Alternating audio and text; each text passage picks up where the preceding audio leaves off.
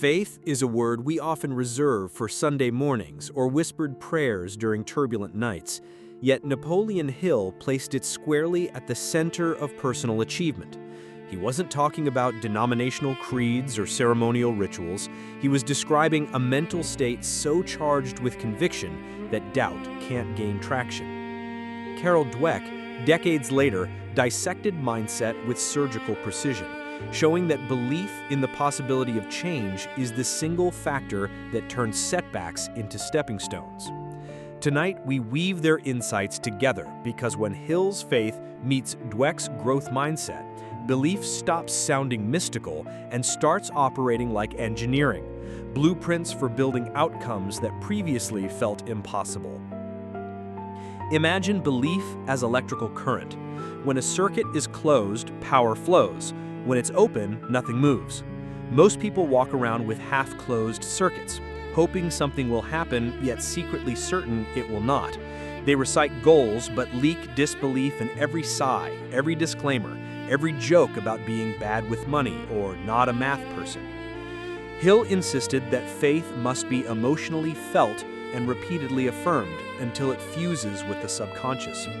Dweck proved that when students were trained to see intelligence as expandable, their brains literally lit up more intensely at the moment of mistakes, converting error into energy. Faith isn't only a feeling, it is neurobiology in action. Let's start with a thought experiment. Picture two entrepreneurs pitching the same idea to investors. One speaks in cautious maybes. We might hit these numbers if things go smoothly. The other speaks in certainties. We will reach this target, and here's our milestone map. Investors sense the conviction long before the slide deck ends. Both founders face identical risks, but the second has already rehearsed success so many times internally that her body language broadcasts inevitability. That is Hill's faith. Now add Dweck. The second founder also interprets every tough investor question as a GPS ping, not a landmine. Her brain updates the map instead of shrinking from the challenge. Faith fuels the launch, mindset guides the mid-course corrections. Hill laid out a 6-step ritual to build faith through autosuggestion. Define a specific desire, state what you'll give in return, set a deadline, write everything down, read the statement aloud twice daily, and feel the reality of your vision as you speak. Many people treat this like magical thinking, but MRI studies show that vividly imagining success activates reward centers in the brain, releasing dopamine, which increases focus, which improves learning, which accelerates competence. Faith primes the machine. Yet faith without a growth mindset can calcify into delusion. If you believe success is inevitable, but also believe your abilities are fixed, the first sign of difficulty can trigger panic. You start defending ego instead of refining strategy. That's why Hill's principle of faith needs Dweck's discovery that effort, strategy, and feedback are the true currency of improvement. Hill said, "Faith, love, and sex are the most powerful of all major positive emotions. Swap sex for curiosity and you have a growth formula. Passionate belief plus relentless learning equals expansion." Let's anchor this in practice. Step 1. Audit your faith statements. Every time you say, "I can't," attach the word "yet," and notice how the sentence flips from a verdict into a project. Hill called this changing the instructions you give to your subconscious. Dweck would call it shifting from fixed to growth language. Small linguistic tweaks redirect mental circuitry. Over weeks, neurons that fire together wire together. The new phrase becomes the default path. Step 2. Emotionalize the vision. Read your goal statement out loud, yes, but embody it.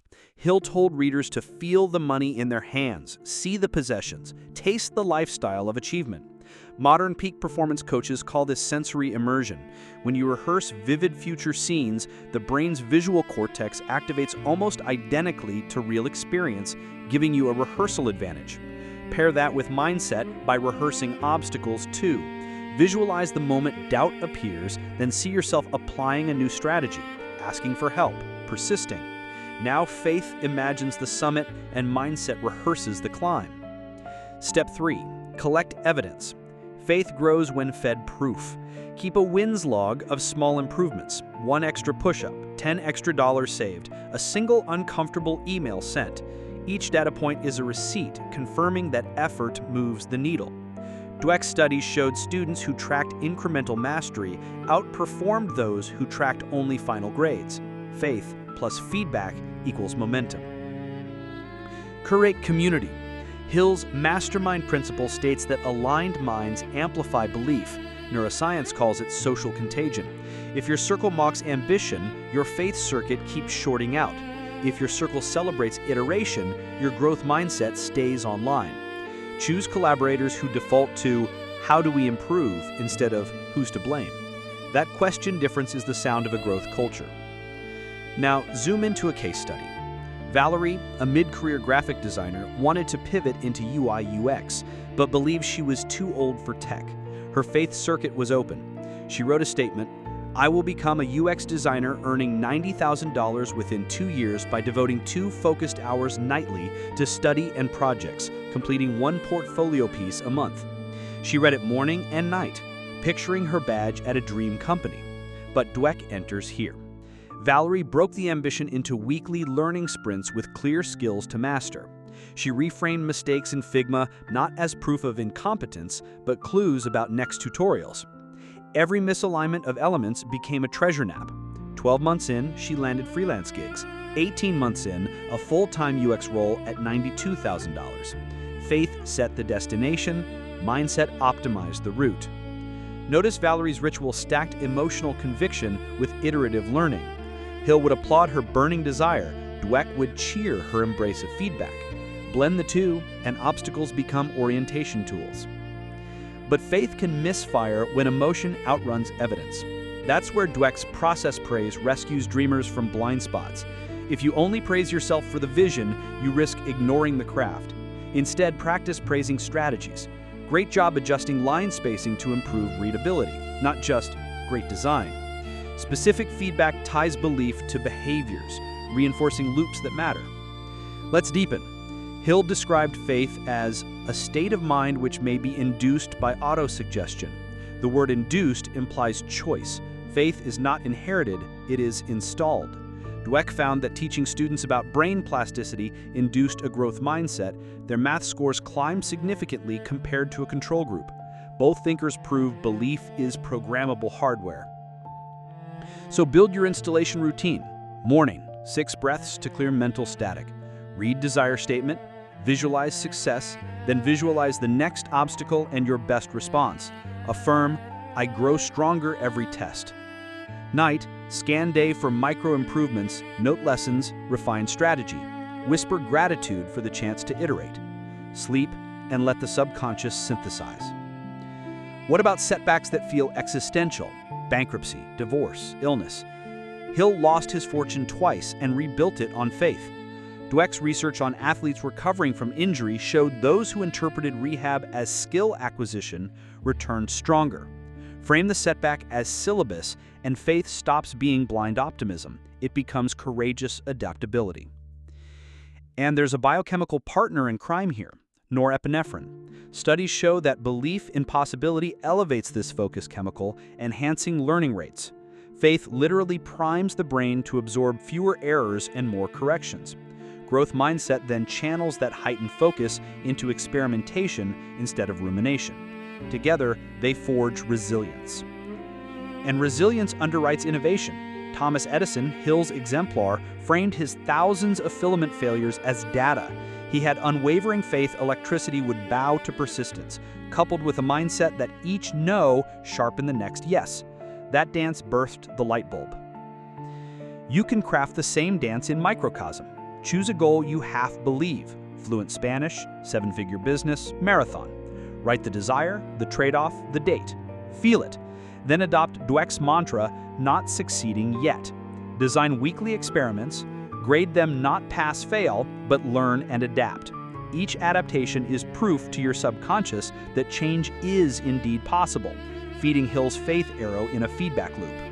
Caution, faith minus ethics becomes manipulation. Hill warned that destructive emotions like greed contaminate faith. Dweck's research likewise shows that mindset directed towards only ego validation breeds cheating. Anchor faith in service. How will your success improve lives? Purpose fortifies belief. Let's crystallize with a 4-quadrant model. Quadrant 1, low faith, fixed mindset, cynicism, stagnation. Quadrant 2, high faith, fixed mindset, delusional optimism, brittle ego. Quadrant 3, low faith, growth mindset, busy work lacking direction. Quadrant 4, high faith, growth mindset, purposeful evolution. Aim your practice at Quadrant 4 daily. Practical drill. Whenever doubt surfaces, ask 2 questions. 1, what would I attempt if I believed success inevitable? 2, what's the smallest experiment I can run in the next hour? The first rekindles Hill's fire, the second mobilizes Dweck's process. Repeat until reflexive. Before we close, revisit the electrical metaphor. A belief is a circuit closing across synapses. Every repetition wraps the circuit in myelin, making the signal faster, clearer. Faith wraps desire in emotional voltage. Mindset wraps effort in learning voltage. Wired together, they create an unstoppable current called behavioral inevitability. That is the hum you hear in high performers, the silent buzz of convictions proven in micro-actions 1,000 times a day. So tonight, draft your desire, charge it with feeling, marry it to a weekly learning plan, praise the process, log the micro wins, and guard the community that guards your growth. Doubt will still knock, but it will find no handle. Setback will still surface, but it will serve as syllabus. Faith will blaze, mindset will map, and actions will march. Think, grow, repeat.